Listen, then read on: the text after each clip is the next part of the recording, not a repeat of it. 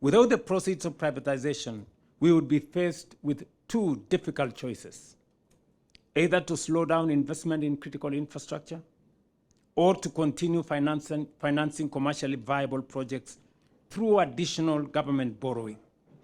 Neither option serves our long-term interests, and both are suboptimal and ultimately counterproductive. Let us assume, as I said earlier, that we borrowed an amount equivalent to the proceeds of the IPO at, say, 12.5% interest rate.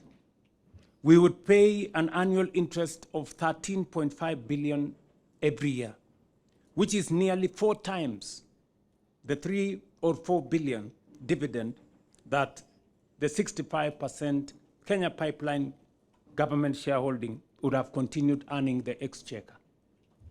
In other words, while the annual dividends provide a steady stream of revenue, they are far too modest to finance the transformative projects our country so seriously requires. Additionally, our goal is to leverage every shilling that we put in the National Infrastructure Fund at least between 10 and 12 times. In other words, the 106 billion from the Kenya Pipeline IPO will enable us to finance up to 1.2 trillion infrastructure in one cycle. This, for instance, is the capital we need to do many things in Kenya, as I have said. This 106 billion that we have raised from this IPO